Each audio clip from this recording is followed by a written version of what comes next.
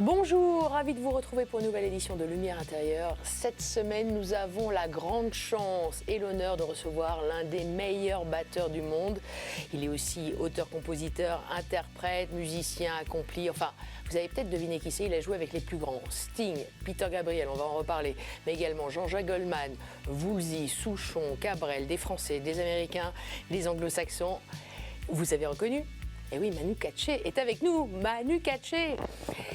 Bonjour Manu Katché. Ravi de vous recevoir. Merci. Comme je le disais, on a vraiment la joie de vous accueillir sur KTO pour la première fois. Oui. Et comme je le disais, effectivement, vous êtes l'un des plus grands batteurs du monde. Si vous êtes dans les charts, comme on dit, vous avez un classement mondial C'est ça, voilà. qui est quand même presque dans les 50e meilleurs ou même mieux. Je ne sais plus, il y a eu un truc qui a été fait par Rolling Stone, mais effectivement, il y a aussi pas mal de batteurs, d'immenses batteurs qui sont décédés depuis, mais qui, effectivement, qui sont toujours classés. Donc, je dois être dans les 50e, c'est pas mal. Ah, c'est très, très bien. Alors, vous venez nous voir, en plus, on a la chance de vous recevoir, puisque vous êtes vraiment tout le temps en tournée, en concert. Et là, c'était assez actif. Ouais. C'était assez actif, et là, vous revenez d'une tournée, justement, j'en parlais, avec Peter Gabriel.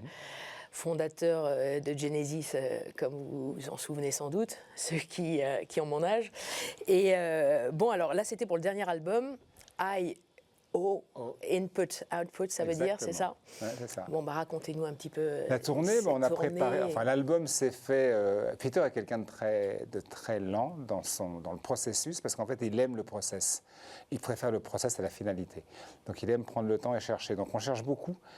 Généralement, on se retrouve tous les musiciens ensemble. Il a un gros studio à 2 heures de Londres, en pleine campagne, donc ce qui permet vraiment d'avoir le temps d'explorer musicalement et humainement plein de choses, parce qu'on passe quand même pas mal de temps sur place, tous ensemble, tous réunis.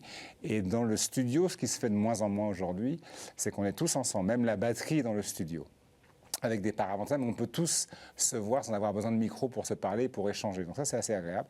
Et là, on cherche. Donc généralement, c'est pas le premier album que je fais avec lui, mais souvent sur un morceau, je peux dire qu'une prise, c'est du début jusqu'à la fin, on doit faire au moins une vingtaine ou une trentaine de prises, et ensuite il choisit. Il y a toujours un petit truc qu'il aime bien, et là tout à coup c'est l'indication. Il va nous dire j'aime bien ça à la basse ou à la batterie, j'aime bien ça, et on va repartir de là, voilà, jusqu'à la finalité. Donc ça a mis un petit moment, c'était le process de l'album. Ensuite, une fois l'album terminé, et en plus vous avez délivré au fur et à mesure, au compte-gouttes, les morceaux via Internet. Il y a eu toute une. C'était une belle idée. Alors nous, on n'était pas au courant, parce que nous on a enregistré l'album, on a enregistré une quinzaine de titres, et lui ensuite a décidé, plutôt que de faire comme tout le monde aujourd'hui avec les réseaux sociaux, ça va très vite. Mais lui, c'est d'aller très lentement, à chaque pleine lune, de délivrer un morceau. C'est ça. Et là, l'album vient de sortir récemment. Ce qui est vachement intéressant, c'est que évidemment, il y a tous les titres, mais avec 2 mixages différents par titre. Ce qu'il appelle le bright and le dark one. So, le bright, c'est sa vision, de trucs assez clairs, éclaircis, et l'autre un peu différent. Mais je trouve que c'est une belle proposition pour les gens. En plus, c'est coloré. Il a vraiment pris soin de trouver des choses différentes à un album classique, à un vinyle classique. En vinyle, je parle du vinyle, bien entendu. Et voilà, donc, juste après, quand on a terminé l'enregistrement en studio, on a commencé à répéter. Et les répétitions sont très longues, puisqu'il y a beaucoup de visuels avec Peter. Peter ne monte pas sur scène avec 3 spots, et ça ne suffit pas. Donc on était 8 musiciens. On a fait à peu près 3-4 jours de répétition uniquement pour la musique à Londres. Et ensuite, on a fait plus de 3 semaines, ce qu'on appelle production rehearsals, pour tous les visuels. Beaucoup de choses de vidéo qui sont au millimètre, qui ont besoin d'être calées. C'est un gros travail. Lui a plein d'idées, évidemment. Il voit un truc. Vrai projet artistique global, en fait. Mais c'est génial. Génial parce que les vidéos sont assez. Il y avait des artistes peintres, des artistes photographes. Donc il y a un vrai mélange. On a rencontré ces gens-là. Donc il y a un échange. Nous, on découvre. C'est pas forcément notre univers. Donc c'est très enrichissant. Est-ce que Peter Gabriel, qui a été celui qui vous a mis le pied à l'étrier, en tout cas au plan international, il y a plusieurs années, est-ce que c'est la personnalité la plus marquante que vous ayez rencontrée ? Ou il y en a d'autres, que je disais Sting, Tracy Chapman, Dire Straits, il a collaboré avec tellement de gens. On parlera des Français après.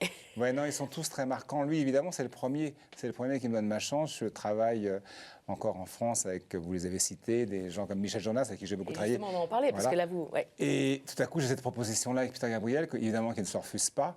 Et c'est un peu lui qui me plie à l'étrier et qui me présente En fait, comment ça s'est fait, c'est qu'on part en tournée avec Amnesty International. On ne part pas pour sa propre tournée tout de suite.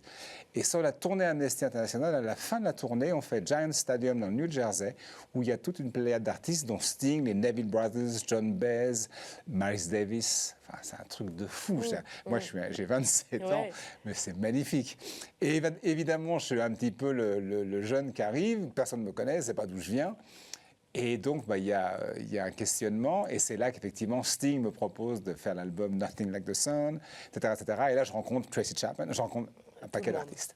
Donc, effectivement, si vous me posez la question, je dois dire que c'est grâce à Peter que j'ai pu évidemment rencontrer tous ces artistes-là. Ensuite, je me suis enrichi avec chacun d'entre eux. Parce que chacun a sa manière de travailler, chacun a ses codes. Et pour tous, je vais vous le dire, parce que c'est vraiment important, ils sont tous extrêmement bienveillants. Ça, c'est important. Ouais. C'est un mot qu'on aurait pu choisir pour la deuxième partie de l'émission. On choisit des mots. Okay. Bon, j'ai déjà dévoilé, il n'y sera pas, mais on en reparlera de cette bienveillance qui, en tout cas, transparaît. Vous avez cité Michel Jonas. Le premier Français qui vous a mis le pied à l'étrier, c'est effectivement Michel Jonas avant Peter Gabriel. Et c'est marrant puisque vous les revoyez, tous ces gens-là. Là, c'était Peter Gabriel et bientôt, ça va être de nouveau Michel Jonas. On recommence. On recommence. J'ai coproduit l'album avec Jean-Yves D'Angelo, le dernier album pour Michel Chanter le blues, qui est un très joli album sur le blues, à la façon Michel Jonas. Et c'est quelqu'un avec qui j'ai commencé dans les années 80.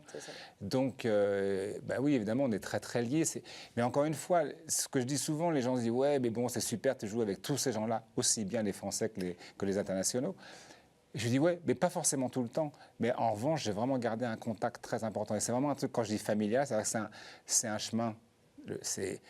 Voilà, la route est longue. Et effectivement, même si on ne travaille pas ensemble, on va se voir, on va dîner ensemble, on va passer un moment ensemble, on va aller boire un café pour discuter, on va échanger, etc. Voilà.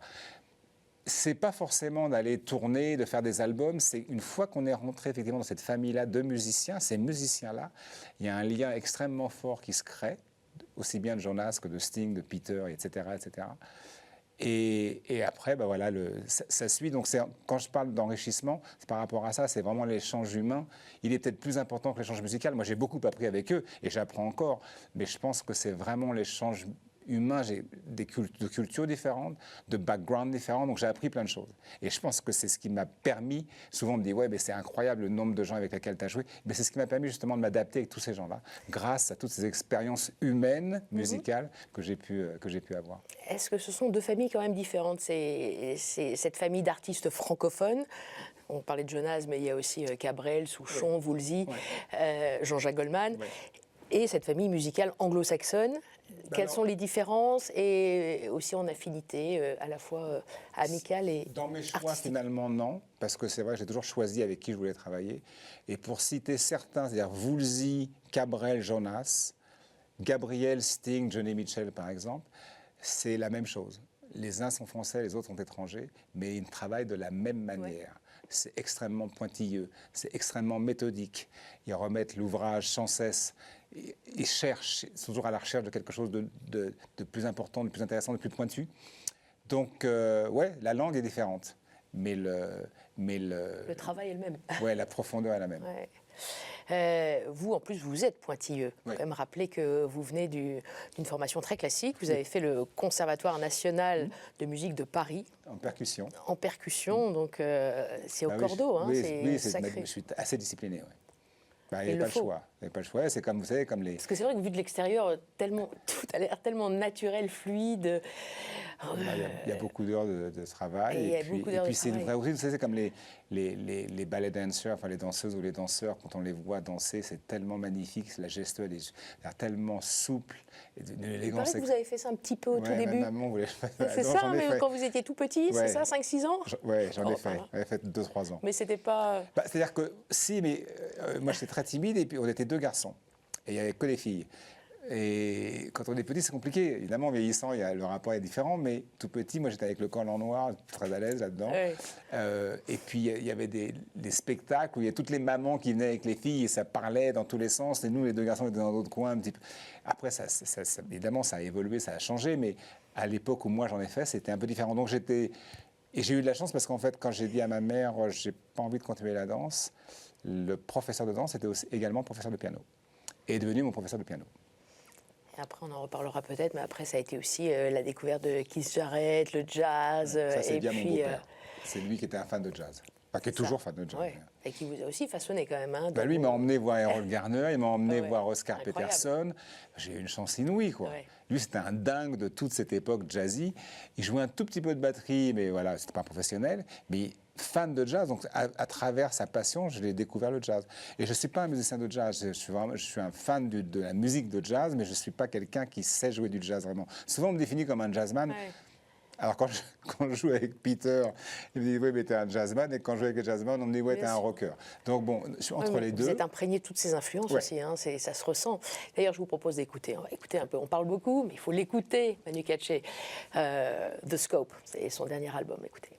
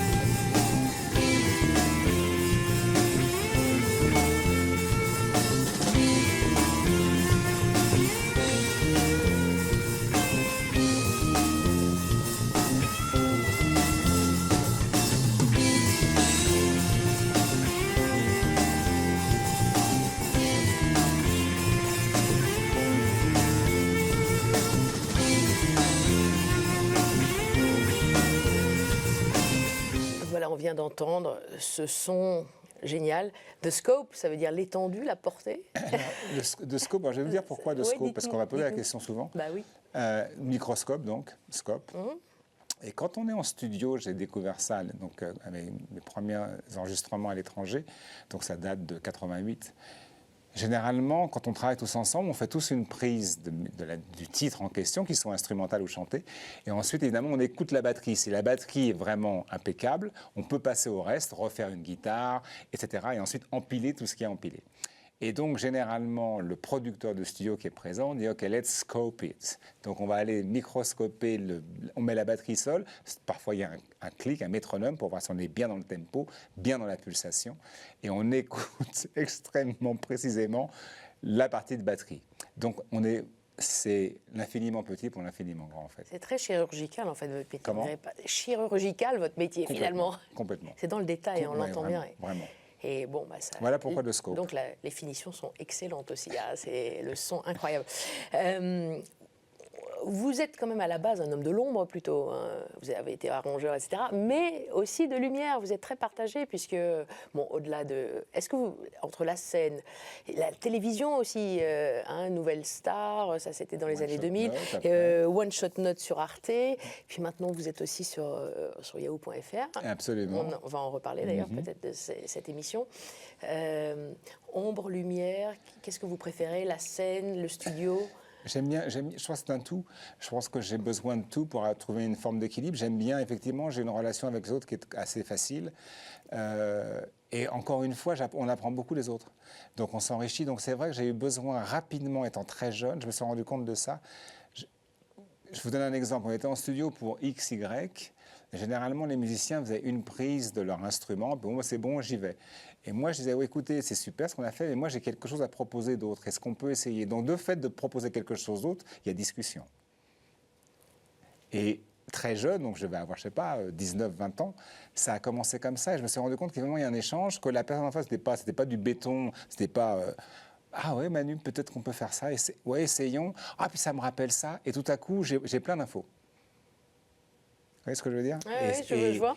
Et de fil en aiguille, en travaillant comme ça avec pas mal d'artistes français pour démarrer, ça a créé pas mal de connexions avec de jeunes musiciens aussi qui me contactent encore aujourd'hui. Quand j'ai fait la Nouvelle Star, pareil, même ceux que j'ai envoyés bouler me contactent, viennent à mes concerts, me disent « Manu, écoute ça ». Donc, je pense que cet échange-là fait partie de moi, en fait. Je pense on a envie de ça quand on me voit. C'est pas juste « ouais, c'est super, à bientôt ». Donc, voilà, je pense que c'est cette moitié-là qui doit être effectivement peut-être dans la lumière, que j'aime bien faire. Enfin, de la télé, j'en ai fait, je ne fais pas que ça, mais en tout cas, les interviews ne me posent pas de problème, m'exprimer à la télé ne me pose pas de problème. Enfin, ça ne pose pas de problème. C'est quelque chose que j'aime bien faire. Et puis ensuite, effectivement, j'ai fait aussi un peu de radio. Donc tout à coup, on laisse la place à l'invité. Après, je suis sur scène, on va peut-être me voir un petit peu moins, on va m'entendre néanmoins. Après, je vais être en studio à produire un album. Très agréable, on ne va pas me voir du tout, mais je pense que pour moi, ma personnalité et ce que je suis devenu, l'un a besoin de l'autre. Je pense que l'un sans l'autre, c'est compliqué. Donc je ne peux pas vous dire je préfère le studio à la scène ou je préfère la télé à la radio. Non, je crois que Vous êtes un tout. Ouais, je crois que c'est ouais. Bah oui. On va passer à la deuxième partie, Manu Katché. D'accord. C'est la partie où moi je vais dans l'ombre, vous restez dans la lumière. Et je vous propose 4 mots, à vous de nous les éclairer, OK. comme vous le sentez. À 4 tout de suite. mots. 4 mots, l'un après l'autre. D'accord. Un son après l'autre. OK. À tout de suite.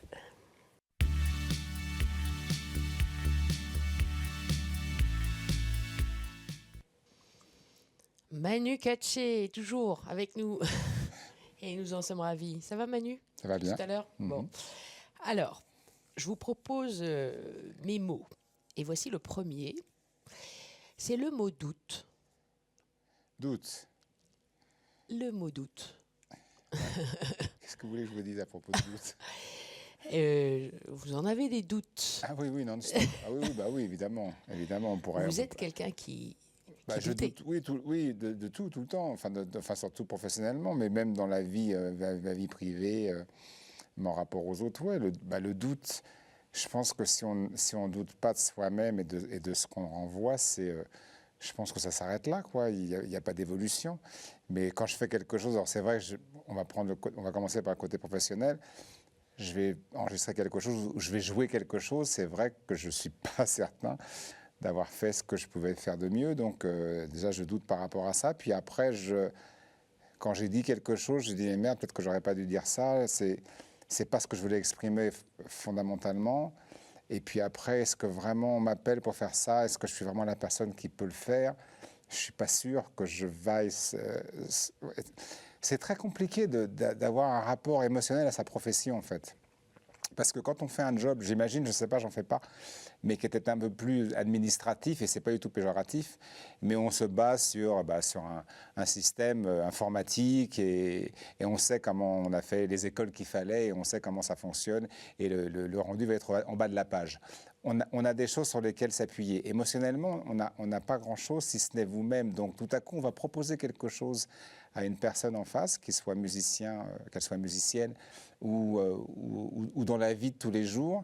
Mais c'est souvent lié parce qu'on n'est pas musicien par hasard. Évidemment, on n'est pas musicien, puis tout à coup on s'arrête, on est dans la vie. C'est tout le temps lié, cette sensibilité-là. Et dans le comportement. Donc tout à coup, on va proposer quelque chose musicalement à un artiste ou à un autre musicien.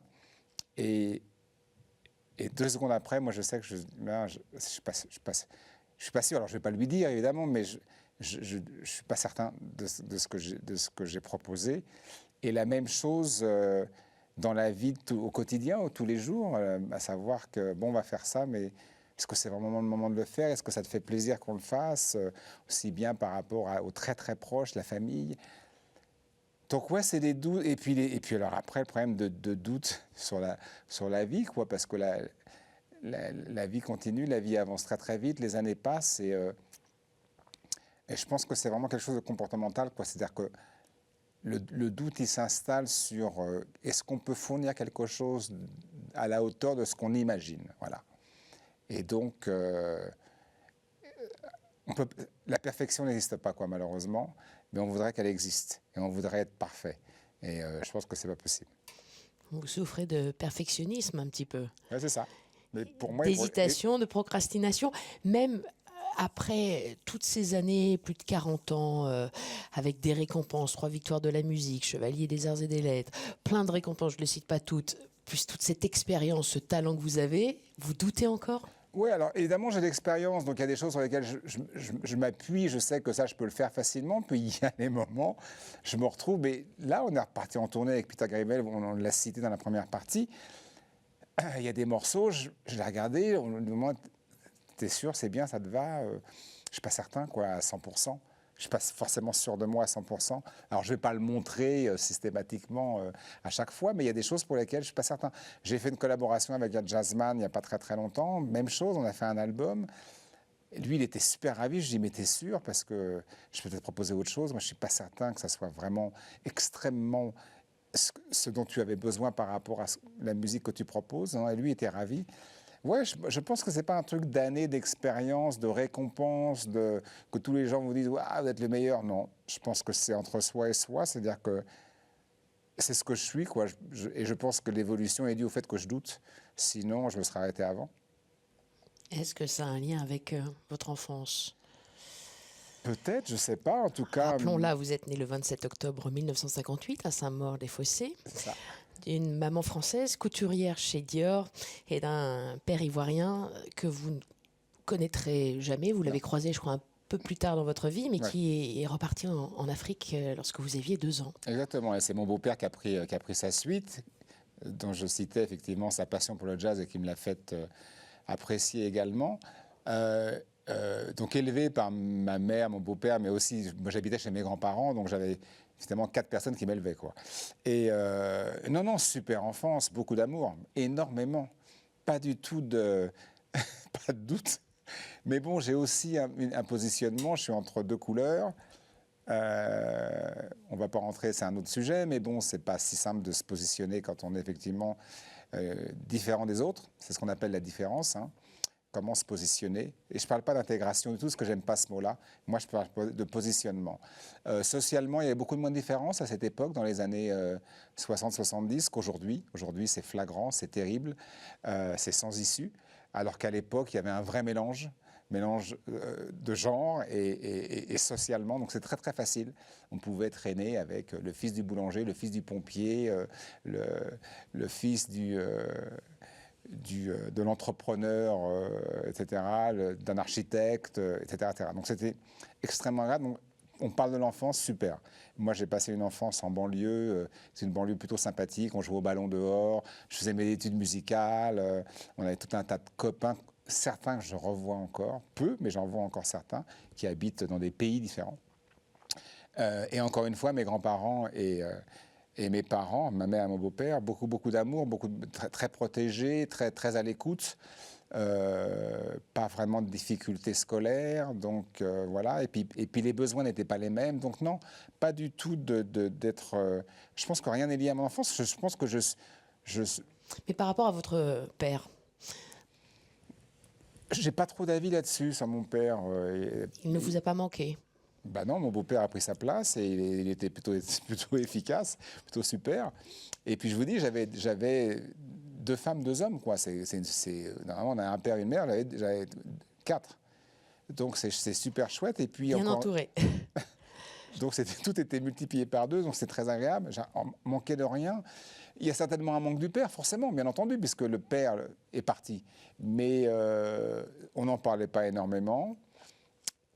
J'étais très occupé, j'ai toujours été un garçon très occupé et j'ai toujours été effectivement très très contemplatif. Donc moi j'ai plein de moments où j'aime bien être tout seul et je pars, je m'évade sans aucune substance, hein, naturellement, à regarder la mer, à regarder la montagne, à regarder un tableau, à regarder une peinture, à regarder une photo. Je suis assez contemplatif, donc je pense que j'avais une espèce de petit monde, pas parallèle, hein, mais qui me permettait d'être tranquille. Et je pense que j'étais un gosse tranquille, ouais. Donc les doutes ne viennent pas de là. Si c'était la question, je ne crois pas.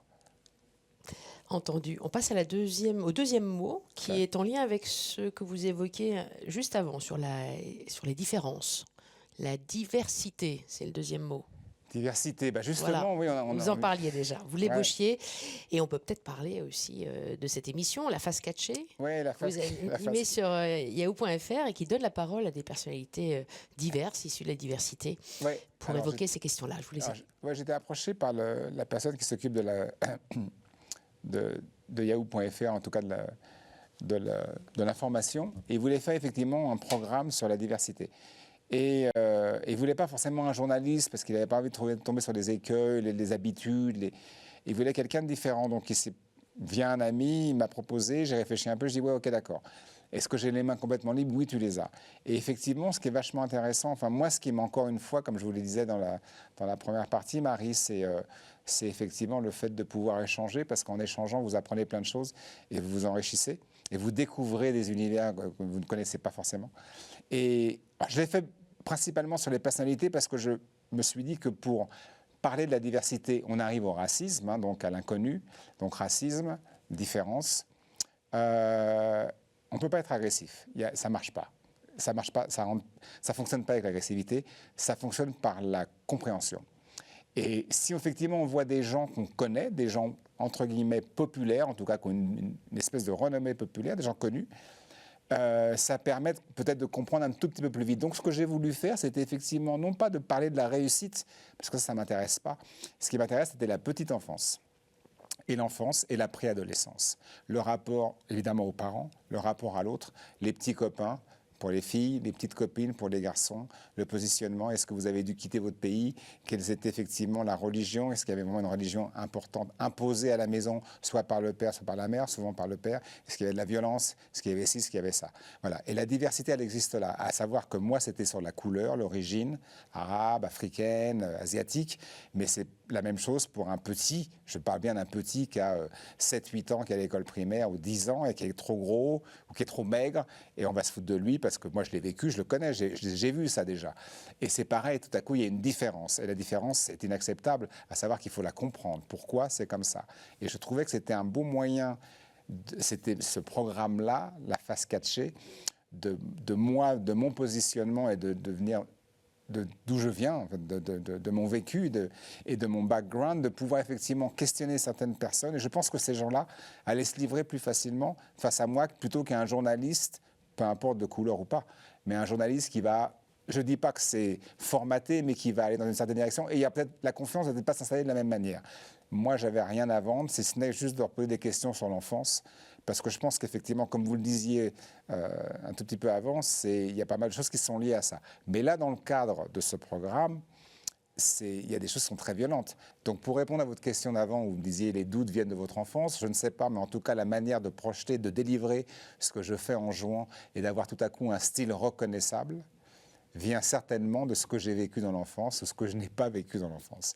Donc voilà, donc pour faire en référence à ce mot diversité, c'est quelque chose qui me tient vraiment à cœur parce que, encore une fois, je suis un enfant des années 60 on n'avait pas ce problème-là, quoi. C'était vachement facile, on était tous d'origines différentes et on n'en parlait même pas, ça venait même pas, ça montait même pas au cerveau. Alors qu'aujourd'hui, on ne parle que de ça. Et c'est effectivement c'est un levier pour beaucoup de choses qui sont extrêmement désagréables. Donc ça me gêne. Donc c'est vrai que je me suis dit, à mon petit niveau, moi, musicien, artiste, est-ce que je peux effectivement me positionner et faire parler des gens pour que certaines personnes qui n'ont pas trop compris, qui sont un petit peu réticents à toute forme de différence, peut-être vont comprendre un petit peu le cheminement de l'enfance de chacun. Ils vont comprendre que, comme eux, ils ont eu des soucis dans leur enfance et que ces gens-là aussi, du fait d'avoir peut-être un père violent ou d'être dans une autre culture religieuse, d'être dans un autre pays avec d'autres coutumes, etc., etc. Moi, je pense que ça passe par la compréhension. Les choses passent par la compréhension et il est nécessaire d'expliquer. Alors vous allez me dire, ouais, mais ça prend du temps. Ouais, tout prend du temps. C'est pas grave, on a le temps. La diversité, c'est pas tout à fait la même chose que la mixité. Que la mixité. Vous êtes un enfant d'un couple mixte. Oui, mais ça c'est la sémantique. Mais quand je suis à l'école, pour le petit qui est à côté qui ne sait pas, je suis black. Point barre. Ça s'arrête là. Période, comme on dit. Et vos filles? Vous avez 3 filles qui sont mixtes aussi, métisses. Je réponds à votre question. Voilà, mixité, oui, pour nous, oui, ça c'est voilà, mixité, métissage, diversité, ce sont encore d'autres variations sur le même thème. Tout à fait. J'ai 3 filles qui sont effectivement carteronnes. Ça se passe bien, ce sont des filles. C'est un petit peu différent, je pense, qu'un garçon peut-être. J'ai noté. Je les ai vues évoluer. Elles sont maintenant, il y en a une qui est très grande, elle a des enfants. Et puis, surtout, ce qui est important, c'est que l'éducation qu'elles ont reçue via leur maman et moi Euh, euh, C'était très, très ouvert, c'est-à-dire que c'est l'éducation quand même très à l'écoute, assez respectueuse. Encore une fois, ce mot bienveillant, mais qui est quand même très, très présent, et respectueux, c'est pas, il y a des limites, c'est pas la fête à neuneux, c'est pas n'importe quoi. Il y a une forme d'autorité, alors c'était pas forcément moi, hein, mais il y a eu une forme d'autorité. Donc ensuite, elles connaissent effectivement jusqu'où on peut aller, et aujourd'hui, je les vois, ce sont des femmes, et elles ont une approche de l'autre qui est extrêmement respectueuse, et ça, je suis super fier de ça, parce que il y a un garçon aussi, hein, qui n'est pas le mien, mais qui est le mien, quoi, parce qu'en fait, avec ma deuxième épouse, elle avait un petit garçon quand je l'ai rencontré, qui avait 4 ans, et il a évolué avec moi, et c'est un môme super intelligent, super brillant. Donc les quatre s'entendent à merveille, se voient même, voilà, et ça, c'est une vraie réussite. Et il y a une vraie Vous mixité. aussi, vous êtes un beau-père. Oui, exactement, tout à fait. Je suis un beau-père, La je suis un transmission grand-père. passe Ouais, je suis un aussi beau-père. par... Oui, oui. Pas facile, hein. C'est ça, je voulais en venir là, justement, dans le mélange des genres, donc ce que vous appelez la mixité. Ce petit garçon s'est mélangé avec mes filles, qui n'étaient pas, même pas des demi-frères, des demi-sœurs, mais qui se considèrent comme frères et sœurs. Et comme l'éducation était effectivement à la maison, et émanait un petit peu de ce que moi, de mes expériences, il est venu évidemment, tout le monde est venu en concert.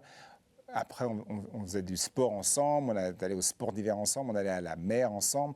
Donc, c'est non-stop, c'est ce qu'on appelle l'éducation parentale. Et c'est vrai que lui, musicalement, il est archi pointu, comme les filles le sont. Voilà. Donc ça, c'est réussi. Et au même titre que mon beau-père m'a transmis cette envie, cette passion du jazz, parce que lui adorait ça. Donc, ça veut bien dire que, encore une fois, c'est ce qu'on appelle l'éducation. Vous appelez ça la mixité, ouais. Mais pour quelqu'un qui ne sait pas, on arrive à une forme de diversité, la différence. Il y a une vraie différence. Mixité, c'est un joli mot, mais qui aujourd'hui est trop léger par rapport à ce qui se passe dans le monde et par rapport à cette violence de différence. Et encore une fois, puisqu'on parlait de ce programme sur Yahoo, c'est quelque chose qui me tient à cœur. Et c'est vrai que quand je me balade aux États-Unis, là j'ai passé 2 mois, ce qu'on ressent qui sont très très fortes, moi je suis métisse, mais en tout cas n'étant pas blanc, on va dire, il y a certains États où on se rend compte que c'est pas gagné, quoi. C'est difficile et ces gens-là vivent tout le temps avec ça, donc ça peut être tendu. Et le monde est tendu, le monde est très très tendu. On peut faire de la musique pour le plaisir, etc., mais néanmoins le monde est très tendu. Donc ce dont on parle est formidable, mais ce que je fais est très sympa de pouvoir faire cette émission-là. C'est pour ça que je vous dis ça me tient à cœur, parce que je pense que si on fait tous des petites choses à notre niveau, c'est des toutes petites pierres qu'on apporte à l'édifice, mais ça permet de faire avancer les choses. Mais c'est pour ça que je dis, je pense qu'il faut beaucoup de temps. Même si on a du temps, je pense qu'il faut beaucoup de temps. Je pense qu'on a le temps de faire évoluer les choses, mais il faut prendre le temps de vouloir le faire et de s'y inscrire vraiment en profondeur, pas simplement d'une manière superficielle. Alors, vous parliez d'éducation, de transmission, filiation. Troisième mot, communion. Communion. Alors, communion. Alors, il y a plusieurs formes de communion. Moi, j'ai fait toutes mes communions. J'ai servi la messe. J'étais au catéchisme. C'était la régalade parce qu'on était tous avec les copains. C'était super sympa. Aujourd'hui, je ne sais pas ce qu'il en est du catéchisme, mais en tout cas, moi, j'ai passé un super moment. Alors, il y a un truc qui était vachement intéressant, peut-être que vous ne savez pas. Et je pense que la nouvelle génération ne le sait pas. À l'époque, souvent, chez mes grands-parents, le dimanche, il y avait un prêtre de l'église de Saint-Maur, donc qui était invité à déjeuner. Et en fait, c'était une forme d'échange d'adultes. Les enfants, à l'époque, on ne parlait pas, on n'avait pas le droit trop de parler. Mais néanmoins, ce prêtre venait et il y avait une discussion entre mon beau-père, ma mère, mon grand-père, ma grand-mère, sur ce qui se passe, quoi. Une espèce de philosophe, quoi. Voilà, alors là, en ce moment, il y a ça, en ce moment, dans ce pays. Là, en France, on vit ça. Et il y avait une conversation qui s'installait à table, alors pas chaque dimanche, mais d'une manière assez récurrente. Et ça a disparu complètement, hein. Mais lié à l'Église, alors que mon grand-père n'était pas pratiquant, ma grand-mère l'était, et pas mon grand-père. Ma mère l'était aussi un peu, mon beau-père pas du tout. Moi, je l'étais de fait, puisque je faisais mes communions et j'étais à la messe. Mais c'était plutôt extrêmement intéressant d'avoir effectivement... Parce qu'il ne parlait pas de l'Église, mais il parlait de la société, de ce qui se passait, mais vu par sa vision à lui. d'hommes d'église. Donc c'était assez intéressant. Donc ça c'est lié à la communion. Donc je vous dis, j'ai fait toutes mes communions avec l'aube, tout, j'ai la totale. Et j'ai fait baptiser mes enfants parce qu'effectivement, après, ils ont le libre choix. Ils sont baptisés. S'ils ont envie de pratiquer, ils le feront. Donc ça, c'est leur choix, c'est leur décision. Et la communion au sens large, elle est avec, encore une fois, de mon métier, elle est avec le public. C'est-à-dire que c'est un vrai moment magique. On se retrouve sur scène, principalement sur scène, parce qu'en studio, vous savez que c'est du laboratoire. On est entre musiciens, ingénieurs du son, on cherche ce qu'il y a de mieux, mais on est en très, très petit comité. Sur scène, on se retrouve avec un public, quel qu'il soit, 200, 400, 1000, 20 000, 300 000, quand j'ai fait à Woodstock. Et là, c'est une vraie communion. Là, il y a vraiment des vibrations, il y a vraiment un échange. Et ça, c'est magnifique. Et c'est une forme de transe, parce que quand ça fonctionne sur scène, vous savez que ça va fonctionner avec le public. Et ils vous le renvoient avec leurs vibrations. C'est-à-dire, leurs vibrations, c'est le sourire, c'est le cœur qui bat, les mains qui tapent, les pieds qui tapent. Et sur scène, on le ressent. Souvent, on dit, il faut aller chercher le public. Oui, parce qu'au début, d'abord, c'est jamais gagné. Et au tout départ d'un concert, on fait ce que nous, on sait faire. Et puis le public, je ne sais pas, peut-être arrive du bureau ou d'un week-end, de leur vie, quoi. S'installe là, face à une scène, avec des musiciens, une forme de musique, et sont réceptifs. Et à coup, ils ne sont pas forcément réactifs immédiatement. Donc il faut leur envoyer ces vibrations, qui sont généralement des vibrations positives, bien entendu. Et il y a un retour qui se crée. Et quand ça fonctionne, une espèce d'aller-retour comme ça, c'est ce que j'appelle la communion. Et ça, c'est extraordinaire.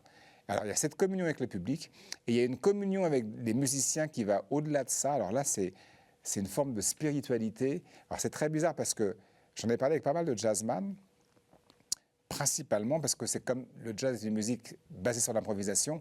On va un peu chercher ce qu'il y a à l'intérieur pour le délivrer avec son instrument, sax, trompette, piano, etc. Quand vous jouez sur scène depuis un petit moment, c'est-à-dire qu'il y a eu pas mal de concerts, vous avez l'habitude, vous avez les codes, vous connaissez les morceaux par cœur, donc on va essayer cette fois-ci d'aller un peu plus loin, et tout à coup on arrive à une forme de réunion, de communion tellement pointue qu'on passe sur une autre sphère. C'est-à-dire que c'est une forme de transe, on perd le contact avec ce qui se passe là. Alors, nous, sur scène, ça m'est arrivé. Et encore, je vous dis, j'en ai parlé avec d'autres musiciens de jazz, pour qui c'est arrivé aussi.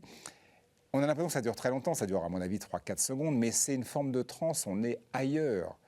Et tout le monde est effectivement dans cette même sphère au même moment. Et fatalement, quand on recommence un concert ou quand on continue le concert, on a envie de retrouver ça. Mais ça ne se passe pas systématiquement.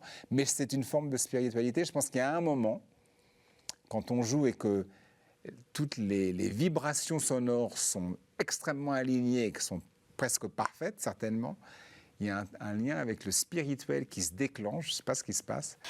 Et justement, il se passe le 4e mot, Manu Katché. 4e mot, c'est spiritualité. Je la fais belle, hein. Ah oui. Vous vous en doutiez, avouez. Non, je m'en doutais pas, mais je suis un peu visionnaire quand même. Non, pas du tout, je plaisante. Non, je m'en doutais pas. Oui, la spiritualité, c'est énorme. Voilà, j'ai commencé sur le sujet, c'est-à-dire que on peut pas effectivement. Moi, j'ai fait un deuxième voyage avec ma femme en Inde. Je voulais pas aller en Inde. J'étais allé en Inde dans les fin des années 90. J'ai vraiment pris une claque parce que c'était vraiment terriblement violent de voir effectivement l'Inde, principalement l'Inde du Nord. Hein. C'était de voir tous les enfants dans des états, c'est terrible. Mais en même temps, et vraiment, c'était flagrant dans le regard. C'était archi positif et archi avec un souriant, quoi. C'était généreux. Et ma femme me dit, ouais, je veux absolument faire ce voyage en Inde. Je dis, ok, d'accord, mais elle est un peu sensible. Je dis, t'es sûr, parce que c'est violent. Enfin, moi, dans mon souvenir, en plus, il y a des odeurs, il y a des moments, c'est terrible. Il y a des mômes avec les bras coupés qui font la manche. Enfin bon, c'est pas terrible, quoi. Elle me dit, si, on va y aller. Ok, donc le voyage s'organise, on y retourne, et là, surprise, rien à voir. Alors, je sais qu'il y a pas mal d'associations qui ont travaillé sur place, justement, pour gérer ces enfants qui étaient un peu laissés pour compte, etc. Donc, ça avance. Et, je ne vous dis pas ça pour ça, mais on arrive, je n'avais jamais vu de ma vie, Taj Mahal. Et donc, on est très, très loin. On est très, très loin du Taj Mahal. Et je ne l'avais jamais vu, je dis, évidemment, sur une carte postale ou à la télé, ça n'a rien à voir. Et là, on est là, et vous êtes en arrêt, parce que c'est au-delà de la magie du monument, vous ressentez des choses. Et voilà, pourquoi je dis ça, c'est parce que pour moi, c'est ça la spiritualité. C'est des liens qui se créent avec des choses, avec des êtres humains, bien entendu, et aussi avec des éléments. Parce que tout est vibration. Et la spiritualité, ce lien... Alors, il y a certaines personnes, peut-être que j'en fais partie, qui ont cette chance d'avoir ce lien avec une forme de spiritualité qui me permet de jouer comme ça et d'apporter du plaisir aux autres. Voilà. Après, il y a des artistes qui chantent, qu'on a cités tout à l'heure, qui ont certainement la même chose. Après, il y a des peintres, on en a eu, tout l'impressionnisme, c'est extrêmement puissant, des sculpteurs, etc. etc. Mais moi, je crois effectivement, pour moi, la spiritualité, si j'essaie de la définir, c'est ce lien qu'on a avec je ne sais pas quoi, quelque chose, et je ne peux pas le nommer parce que je ne sais pas, mais qui fait que tout à coup, c'est à un moment précis, vous ressentez, on se sent habité de quelque chose, voilà, d'un sentiment différent de celui qu'on a dans le quotidien. Et ça peut être avec un être humain, ça peut être avec une chose, ça peut être avec un élément, ça peut être avec une lumière, ça peut... Et c'est génial. Mais il faut être à l'écoute. Si vous êtes effectivement tout le temps en train de jacter et qu'on est speed et qu'on peut passer à côté. Hein. C'est pour ça que je vous disais un petit peu avant dans la discussion, je suis contemplatif. C'est-à-dire je peux m'asseoir pendant un moment et regarder la mer, regarder la montagne, regarder les nuages passer, mais pendant un long moment. Donc il faut être réceptif à ça. Et je pense qu'effectivement, il y a certaines personnes de leur personnalité qui sont plus réceptives que d'autres. Et certainement que ces gens-là ont un accès à cette forme, et je pense qu'il y a plusieurs formes de spiritualité, plus facilement que d'autres. Le Taj Mahal, c'est une ode à l'amour et c'est un tombeau aussi. Complètement. Le tombeau de l'empereur moghol, comment il s'appelait encore? Shah Khan. Oui. Shah Jahan, voilà, Ça. en l'hommage de son épouse défunte. Exactement. Mais c'est puissant. Hein. Quand vous êtes là, je vous dis, je vous en c'est parle. Magnifique. Je vous en parle, j'ai des frissons parce qu'on est loin. C'est très très loin. Plus on arrive, c'est gigantesque en plus. Mais je vous promets que vous êtes loin de ce monument. Vous ressentez un truc, mais ça vous emplit le corps, tout la tête. Mais c'est phénoménal. Mais comme la basilique Saint-Pierre. Hein. Moi, j'ai eu la chance d'y être. Et d'avoir pu baptiser une de mes filles. Ouais, je vous dis, j'ai eu la chance. Mais justement, il y a peut-être un amour plus terrestre du côté du Taj Mahal et un amour plus céleste du côté de Saint-Pierre? Ou pas? Je sais pas. Je pense que enfin, en vieillissant peut-être, mais que c'est vous qui insufflez cette chose-là, avec ce que vous avez en vous. C'est-à-dire que tout à coup, si effectivement... Moi, je crois beaucoup au sourire, à envoyer le sourire, et le sourire revient. Alors, si on fait simpliste, c'est côté bouddhiste, mais c'est pas ça. Si vous envoyez un sourire, je pense qu'à un moment donné, il revient. Si vous envoyez effectivement quelque chose de négatif, ça revient aussi. Alors déjà, d'envoyer quelque chose de négatif ne sert à rien parce que c'est négatif dans le moment. Après, si c'est 1 heure plus tard, vous auriez pu gérer différemment. Mais je pense que si on envoie une onde positive, quelle qu'elle soit, mais une onde positive sur ce que vous faites, cette onde, ça circule partout, très très rapidement. Et ça peut revenir ou ne pas revenir. On ne le fait pas pour cela, mais ça circule. Donc, c'est en ça que je vous dis, la réaction par rapport, on parlait du Taj ou de Saint-Pierre, c'est ce que vous êtes vous à l'intérieur et ce que vous envoyez et vous recevez. Il y a des gens qui peuvent, je vous dis encore une fois, j'en ai vu passer totalement à côté, parce qu'ils ne sont pas du tout réceptifs, ils sont complètement fermés ou totalement négatifs. Donc ça vient de vous. Ce n'est pas la chose qui décide c'est vous qui décidez. C'est smile and the world smiles with you. Mm-hmm. Vous connaissez ça, c'est ce Oui. que vous venez de dire. Souriez et le monde entier sourit avec vous. Mais si vous pleurez tout seul. C'était la suite de la citation de Stanley Gordon West. Spiritualité, quel est le sens de l'existence selon vous? Le sens de l'existence, est ça la question? Oui. Le sens de l'existence. Alors, de passage, hein, déjà, de base, très vite, très rapidement. Moi, je pense qu'encore une fois, il me semble, en tout cas pour moi, je parle pour moi, c'est plus simple, ce sont les rencontres. Et les rencontres créent un chemin. Et vous suivez ce chemin, et vous vous améliorez ou pas, ça dépend de la rencontre. Dans mon cas, c'est pour enfin, la plupart des cas, c'est plutôt de s'améliorer. Mais les rencontres, encore une fois, je viens souvent avec ce mot-là de s'enrichir, culturellement parlant. Moi, c'est nécessaire. Et même pour le reste, pour des choses que je ne connaîtrais pas, on s'enrichit en faisant des rencontres. Donc, je pense que le sens de l'existence, effectivement, c'est de passer effectivement sur cette planète et d'évoluer d'une manière assez positive en sortant un peu plus, peut-être, riche culturellement, peut-être pour certains politiquement, mais ça c'est vraiment un autre sujet, mais en tout cas de l'échange, donc forcément de l'échange, encore une fois, du respect de l'autre et de l'acceptation de l'autre. Donc, dans l'appréciation de ce qui nous entoure. Moi je suis très sensible à ça, encore une fois, mais parce que j'en ai fait mon métier, on joue sur la sensibilité et l'émotion, mais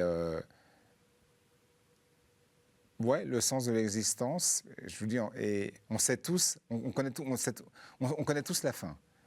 C'est comme pas comme dans les films, on ne sait pas, là on sait ce qui va arriver. Et malgré ça, on avance, on essaye de faire des choses, de construire, de se projeter. Donc c'est super bien, c'est super positif parce que nous on est de passage, mais derrière ça suit. Moi j'ai des enfants, des petits-enfants. Donc on va leur laisser, nous, ce qu'on a réussi à empiler d'une manière intellectuelle, on va leur laisser, donc ils vont rebondir un peu plus loin, parce qu'on va leur laisser déjà quelque chose de plus important, et culturellement et intellectuellement. D'autres, ça va être du blé, ça va être des thunes, ils vont être branchés de thunes, on va leur laisser beaucoup de thunes pour qu'ils abondent. Pourquoi pas? Moi, je n'ai pas de problème avec ça. Ouais, aussi. Mais je pense que pour moi, c'est le principe du rebond intellectuel et culturel, ce qui permet vraiment d'avancer et d'avoir effectivement une société qui, en évoluant avec les années, avec le temps, avec chaque ère, devient de plus en plus responsable et de plus en plus acceptable. Vaut-il mieux léguer une besace légère ou un fardeau un peu lourd aux générations qui suivent? Alors, je vais vous dire une chose. Moi, honnêtement, on fait ce qu'on a à faire, on laisse ce qu'on a à laisser, et ils en font ce qu'ils en voudront. Ils choisiront, ils décideront. Ils ont déjà choisi. Souvent, on dit, ouais, la jeune génération, ils sont sur leur smartphone, sur les computers, mais ils sont tous comme ça, et c'est leur moyen de fonctionnement. Ça peut nous dépasser un peu, nous, l'ancienne génération, c'est un nouveau monde peut-être, mais tout ce nouveau monde-là fonctionne. Entre eux, ça fonctionne très très bien. Et nous, comme effectivement, on n'a pas les mêmes bases, on peut se dire, waouh. Mais, néanmoins, quand on parle avec eux, quand on échange, on se rend compte que « Ah ouais, mais alors toi, tu faisais ça à l'époque, ça m'intéresse. » Et il y a quand même un retour à ce que nous, on a réussi à, entre guillemets, capitaliser intellectuellement ou culturellement. Donc, ça veut dire qu'ils vont venir prendre ce dont ils ont besoin. Laissons des choses. On laisse les choses comme ça. Et je vais revenir pour la conclusion. Manu Katché. D'accord. La spiritualité, c'est le silence aussi, non? C'est ce que vous êtes en train de faire, là.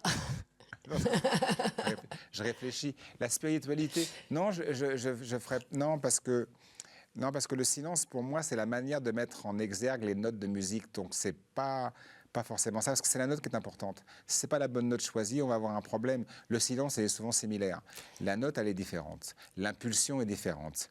La longueur de note est différente. La longueur du son est différente. Et c'est le silence qui permet effectivement de mettre ça en exergue. En musique, justement. Beaucoup de musiciens parlent de l'importance du silence Oui, mieux entendre... Exactement. Donc c'est pour ça que je vous dis ce qu'il y a entre les silences.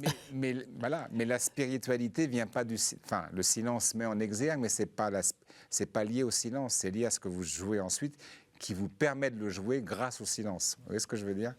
Ça devient très subtil. Oui, je vois. Merci beaucoup en tout cas pour tout ce partage, et je reviens pour la conclusion. À tout de suite, okay. Manu Katché.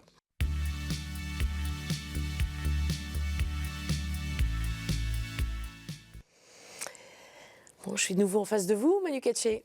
Je m'avais perdu. On était perdus dans le silence et les sons, plutôt. Je ne crois pas à la spiritualité du silence. Je pense que c'est assez effrayant s'il n'y a rien derrière. Si on met quelqu'un dans un endroit que c'est extrêmement silencieux, au-delà d'être extrêmement investi et de méditer, mais quelqu'un de lambda, je ne suis pas sûr qu'il s'en sort très très bien. Très compliqué le silence, c'est assez violent finalement. Introspectif.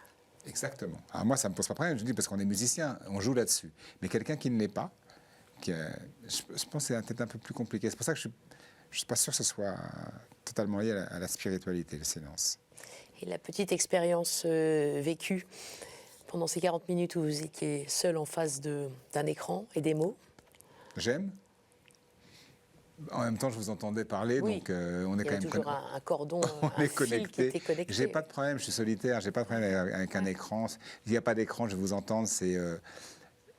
non, Vous n'avez pas de problème avec la solitude? Oh, pas vraiment, non. Et vous savez, c'est assez marrant parce que les gens ne savent pas, les gens pensent, ouais, qu'il est batteur avec des stars, donc c'est glamour. Je voyage toujours tout seul, puisque je suis le seul Français. Donc tous les gros voyages de l'autre côté du globe, l'Australie, etc., je suis seul. Eux, qui sont anglo-saxons, généralement partent ensemble. Il y a quelques Américains qui sont sur place. Et moi, je suis le seul Français. Donc tous mes voyages se font, enfin, sauf quand je fais des voyages en famille, mais les voyages professionnels se font seuls. Donc j'ai toujours voyagé seul. Donc c'est des heures seules. Des heures seules. Parmi les 4 mots, rapidement, celui qui vous a peut-être le plus marqué, parmi les mots proposés, vous vous en souvenez, il y avait diversité, spiritualité, communion, doute. Je pense communion. Communion parce que c'est ce qu'on recherche avec le public, principalement. Si ça se passe pas, c'est triste. Oui, il faut que la communion soit là. Et on va terminer en parlant d'un nouvel art que vous allez aborder.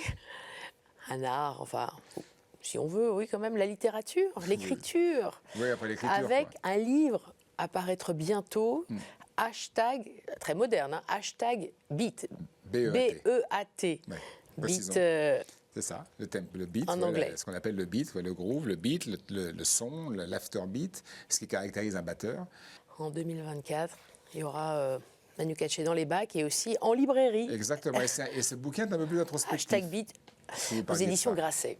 Voilà. Merci infiniment, Monsieur Katché, d'avoir été avec nous sur KTO Lumière Intérieure. Comme d'habitude, vous savez que vous pouvez revoir l'émission sur ktotv.com. On se retrouve la semaine prochaine.